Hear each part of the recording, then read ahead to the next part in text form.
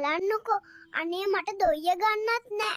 අපේ පුංචි හැම වෙලේම ෆෝන් එකෙන් TikTok බල බල hina වෙනවා.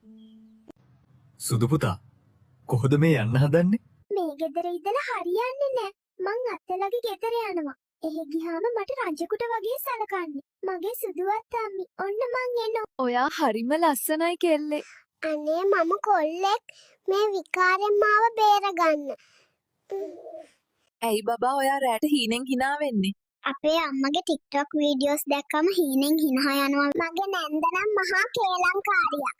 මම පොඩි දඟ වැඩක් කරපු ගමන් අම්මට කියනවා කේලම් කියන්න එපා නැන්දේ. අනේ පුතේ ඔයා ඇයි මේ උදෙන්ම නැගිටලා? අද අපේ අම්මටයි තාත්තටයි O level exam නේ නැන්දේ.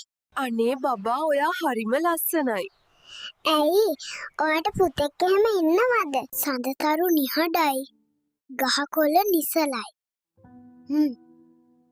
අනන්න නියම වෙලාව. පුතා ලොකු වුණාම කවුරු වෙන්නද ආස?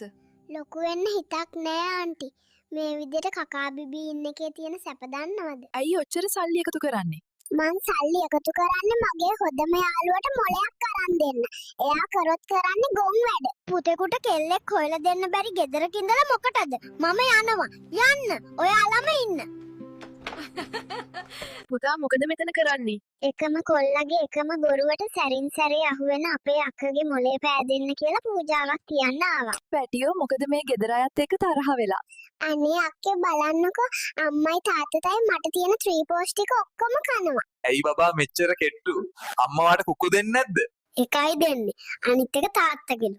බබා ඔයා මොනවද කියන්න කැමති ඔයාගේ පළවෙනි වතාවට? අනේ මං දැක්ක පෙර ආත්මෙ මගේ නෝනා මාව අල්ලන් ඉන්නවනේ මාව ආපහු එක්කන් යන්න දෙයියනේ.